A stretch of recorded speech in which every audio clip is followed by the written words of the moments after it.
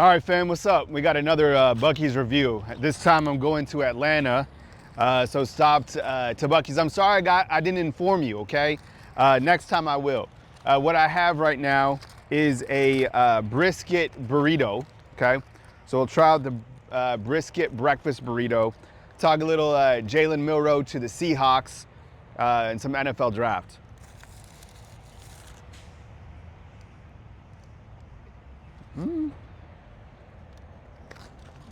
Look, the brisket is really good.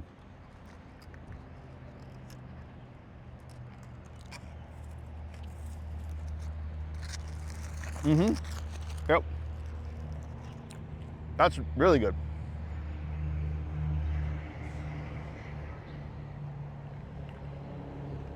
Let me take care of this bite real quick and then we'll talk some football. Also, I got some jerky, not from the jerky wall, but some, let's see what this is. This is the steakhouse beef jerky.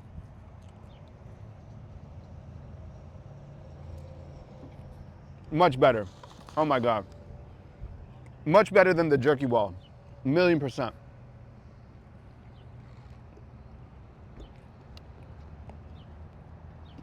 That is so much better, my goodness. All right. Second time to Buc-ee's, still getting used to it. I mean, look, you go in there's a lot going on, clearly, but they got options. They got food options, and I'm on my way to Atlanta, so, stopped off here. Jalen Milroe to the Seattle Seahawks in the third round. Goes before Shedeur Sanders. Let's talk about Milroe first.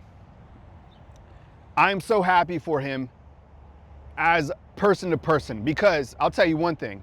We can go back and forth about Jalen Milroe and this and that, about his inaccuracies as a quarterback, things that he needs to work on, the positives that he brings, the physical intangibles that he has with his skill set.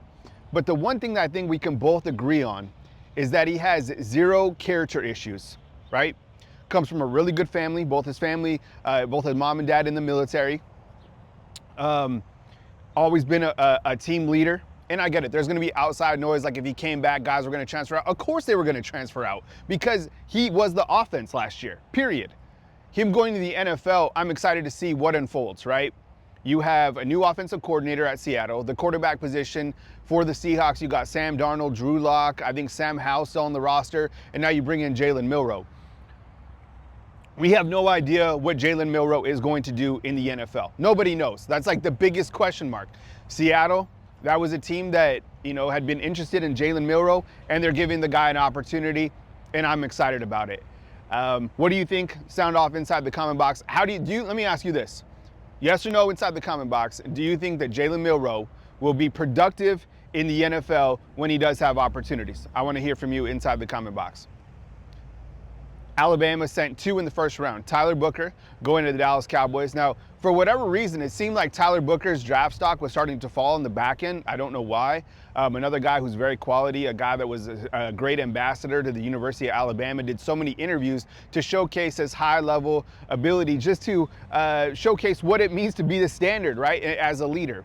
Him going to the Dallas Cowboys, if you're a Cowboys fan out there, I think you got a really good guard in the NFL. You also had Jahad Campbell. My goodness, I told you guys on the show, I was like, I really hope that he doesn't end up with the Ravens, and I really hope that he doesn't end up with the Eagles. The Eagles have clearly found out that if you go to the Crimson Tide's roster, or if you go to the Georgia roster, and you build your team on that, you're going to win Super Bowls. So, look, Jahad Campbell going to the Eagles, in my opinion, is unfair because I'm a 49ers fan. But 49ers picked up some guys from Georgia as well. This whole thing with Shedeur Sanders. Shedeur Sanders isn't picked, hasn't been picked yet. And I get it, the NFL draft continues, he'll land up somewhere. The issue is character. Character matters. And I'll tell you one thing, look, I've never met Shedeur Sanders. I don't know him. I know that, every single article has been about him. I know the president even was talking about him. I think, though, with how the NFL GMs and how the NFL coaches see it is, have you ever been around somebody that brings a toxicity to the locker room. Now, I don't know if that's what he would bring, but maybe that's what he's kind of giving off in terms of his vibe. People don't want that. Have you ever been around somebody that kind of sucks the air out of the room? You don't want that when you're trying to achieve the highest level of success. You don't want that. You want people, you want to work with people who just get to work, who put in the work, who don't just rely off their talent alone, right? There's a lot to be said for that. So I have no idea where Shedeur Sanders is going to end up, but I think the biggest reason that he hasn't been picked up yet in the NFL draft is simply because he interviewed terribly. People felt and feel that he's going to be an issue inside the locker room, but let's see what happens, as the NFL draft continues. Other guys that I will eventually be picked up in the draft here today, you have Malachi Moore. Look, Malachi Moore, the upside on him is very high. Another guy that plays right here out of the home state of Alabama. We love Malachi Moore at that safety position. He played here, seemed like he was here for forever, right? You also have guys like the special teams, James Burnup and Graham Nicholson. You have Q-Rob at the outside linebacker position. A lot of people still eligible to be picked up from Alabama.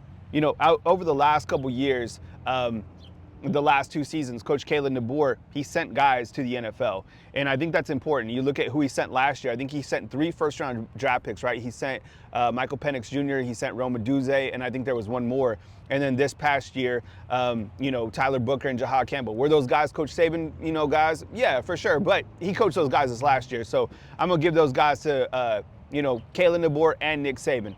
The point is, when you come to the University of Alabama, I think one of the things and part of the standard and the allure about coming to Alabama when you're coming out of high school or the transfer portal now or whatever is, can you get developed enough to go to the NFL, the highest level? Because let's face it, the players that are here at the University of Alabama, their goal clearly is NIL, maybe some of that stuff, but their ultimate goal, and what I've always seen Alabama is a jump start to the NFL, right? Iron sharpens iron. That's why it's always disappointing when players leave because, look, the grass might be greener for a little bit. By the way, Alabama didn't lose any to the transfer portal. Transfer portal ends, yesterday? It kind of leaks over into today, but nobody left. Maybe that's what we should have been talking about, which is amazing, right? I mean, think about all the things that could have went wrong. Alabama adds 2 from the tight end, 2 from the transfer portal and tight ends.